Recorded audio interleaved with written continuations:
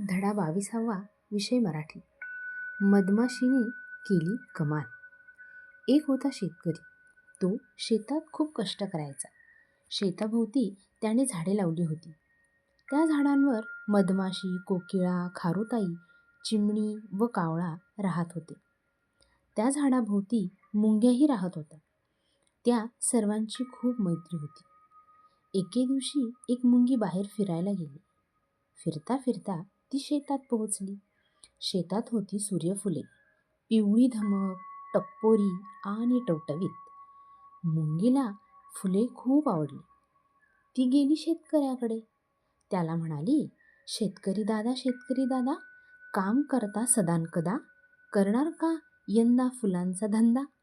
शेतकरी म्हणाला, "हो ग बाई, करतो ना धंदा. फुले तोडतो, बिया वाळवतो, तेलासाठी बिया पेरतो, सर्वांसाठी कष्ट करतो." शेतकऱ्याचे बोलणे ऐकून मुंगीच्या मनात एक विचार आला. तिने शेतकऱ्याकडून एक फूल घेतली. घरी आली, फुलातल्या बिया काढल्या. काही बिया कोकिळेला दिल्या, काही बिया खारुताईला दिल्या, काही चिमणीला, तर काही बिया कावळ्याला नि मधमाशीला दिल्या. स्वतःही काही घेतल्या. त्यातल्या काही बिया खाल्ल्या आणि पुढच्या वर्षी खाण्यासाठी काही बिया जपून ठेवल्या. कोकिळेच्या कपाळावर आल्या आठ्या. तिने कावळ्याच्या घरट्यात ठेवल्या बिया. कावळ्याने बिया पाहिल्या. तो म्हणाला, "का ग बाई असं करतेस? अंड्यांबरोबर बियाही ठेवतेस? नको माझ्या घरट्यात बिया, सगळ्या बिया जातील वाया." कावळ्याने बिया उचलल्या आणि टाकून दिल्या. चिमणीने पाहिल्या बिया. बसली बिया सोलायला. सोलता सोलता कंटाळा आला. "काय बाई त्रास" म्हणत निघून गेली खेळायला. खारुताई होती खूप चपळ. सारखी तिची पळापळ. बिया घेऊन झाडाच्या शेंड्यावर गेली. प्रत्येक बी लपवून ठेवली.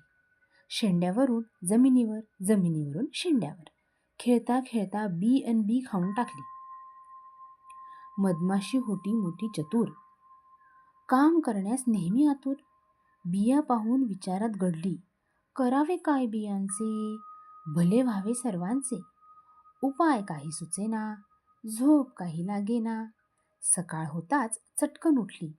बिया घेऊन जमिनीवर आली. आनंदाने गाऊ लागली, "या रे या मित्रांनो, खड्डा करूया गड्यांनो." कावळा म्हणाला, "कशासाठी कशासाठी?" मधमाशी म्हणाली, "बिया रुजवत घालण्यासाठी." यावर कोकिळा म्हणाली, "मला नाही वेळ, कामाचा अन माझा कधी बसायचा मेळ." कोकिळा उडून गेली. चिमणी राहिली झोपून.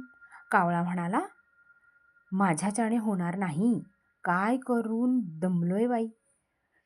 खारुताई आली सरसर, डोळे फिरवत गरगर. मधमाशीला म्हणाली, "ताई, ताई थांबतेस का जरा?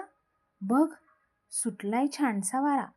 खेळून घेते पोटभर, तोपर्यंत काम तूच कर." मग मधमाशीने बिया रुजत घातल्या. पावसाळा आला, पाऊस पडला, बिया रुजल्या, रोपटी भरभर वाढू लागली.